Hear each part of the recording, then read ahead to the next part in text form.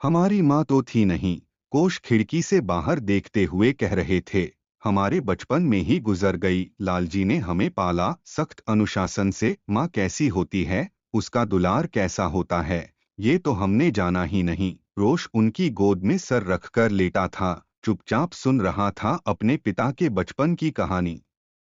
माँ वैष्णो देवी की इस यात्रा में उनकी ट्रेन उन्हें जम्मू की ओर दौड़ाए लिए जा रही थी। अतीत की ओर दौड़ते उसके पिता के विचारों की तरह खिड़की से बाहर दिखते पेड़ भी पीछे की ओर भागते नजर आ रहे थे। सहारनपुर के एक कवि हैं प्रोफेसर योगेश छिब्बर। उसने कहा, महाराज सिंह कॉलेज के अंग्रेजी विभाग के विभागाध्यक्ष अभी हाल ही में उन्होंने एक मुक्तिका लिखी जिसका नाम था अम्मा। मजे की बात ये हुई कि प्रो छिब्बर ने अपने मित्रों को जब यह गजल सुनाई और पढ़ने के लिए भेजी तो उन्होंने उनसे भी आग्रह किया कि वे भी अपनी माँ के प्रति अपनी भावनाओं को कागज पर उतारें और इस गजल को आगे बढ़ाएं। अब आम आदमी के बूते की बात तो है नहीं, गीत कविताएं और गजल लिखना, पर घोर आश्चर्य, जब अपनी माई की याद कर आदमी कुछ ध्यान लगाता है तो कुछ तुक्तक मुक्तक तो बन ही जाते हैं। लिहाजा उनके दोस्त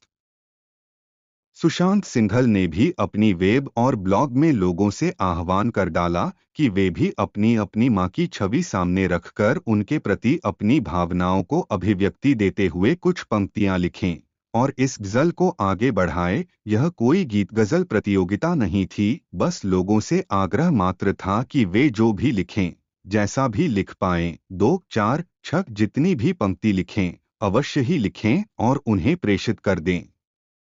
उनकी पंक्तियां उनके नाम से उक्त पृष्ठ पर जुड़ती चली जाएंगी। अब ज्ञान हो, भावनाएं हो, पानी हो या पैसा हो, कैद में बासी हो जाते हैं ये, और बांटने से ही फल पाते हैं।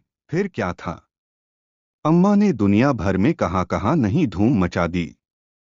छिब्बर सर के सुर में सुर मिलाते हुए 85 लोगों ने जब अपनी अपनी माँ के प्रति अपनी भावनाओं को thesharanpur.com पर अभिव्यक्ति दी तो सुनने में आया कि एक सृजनात्मक आंदोलन ही खड़ा हो गया। कुछ पंक्तियां याद हैं क्या, कोश ने पूछा। किसने क्या लिखा था? रोश ने मुस्कुराकर कहा, ये तो याद नहीं, पर जो लिखा गया था वो कुछ कुछ याद है। सुनाओ, कोश ने कहा। कोशिश करता हूँ। रोश ने उसांस ली और गुनगुनाना शुरू किया। कई पंक्तियां जैसे आसमान से उतरकर सीधी उसके ज़हन में चली आईं, फिर उसकी जबान की कमान से निकलकर वे उसके पिता के दिल को चीर गईं।